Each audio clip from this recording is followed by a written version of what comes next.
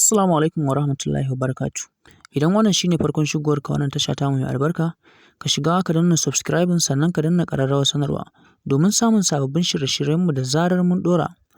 A yau ma mun zo muku da wani sabon al'amari wanda ya girgiza mutanen da ke cikin Kannywood, wanda a yanzu haka rikici ya ɓarke tsakanin Kanu da Adamu Kahutu Rarara, watakan babban fitaccen mawaƙin nan na jam'iyyar APC, wanda a yanzu Kanu ya fito yana ta zage-zage yana zagin duk wasu mawaƙa waɗanda ba sa goyon bayan jagoransa wato Abba Kabir Yusuf Abba Gida-Gida. A yanzu haka Kanu ya yi zage-zage ga mawaƙa da dama, bari ku ga bidiyon nasa.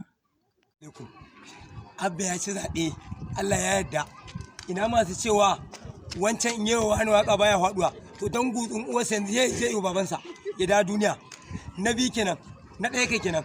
Na biyu duk ɗan fim ɗin da bai yi mu ba, yanzu ya to ya ce a tafi da yamin ci gutsun uwarsa, yamin ci gutsun uwarsa.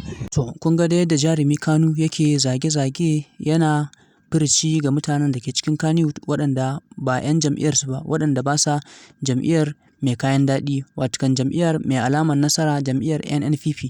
Duk wanda baya tare da su ko mawaƙi ko ɗan fim yanzu ya zo ya ce yana tare da su, sun ce ba za su yarda ba. A wata manuniyar Kanu ya yi magana mai ma'ana wadda duk wani mutum mai hankali idan ya duba wannan maganar ya san magana ce mai ma'ana. Idan mutum ya nuna baya son ka a rayuwa ya dawo kuma yana son ka, wannan ba magana ba ce ba, wannan ba soyayya ba ce ba. Sabida haka yanzu bari ku ga cikakken bidiyon yadda Kanu yake caccakar mutanen da ke cikin Kannywood. Duk mawaƙin da bai yi mu ba, yanzu ya lallaɓo ito ya mun ci gutsun uwarsa wallahi. Muna kwankwasiya, muna Abba Gida-Gida, ba wanda sai zama da mu ne a gidan. Abba Al-Mustapha muna taya ka munna. Abba na Abba ba? Kai ne shugaban mawaƙa. Sannan gidan gwamnati ba ka maka yaro. Za mu baka sanso, in Allah da za a baka sanso. Mu yi magajiri mun gado. Ka zo ka karɓi kujerar ka ci gaba da gashi, kuma ka ci gaba da bincike. Mun goyi bayan ka, muna tare da kai. Malaman jihar Kano muna godiya, Allah ya saka da alkhairi.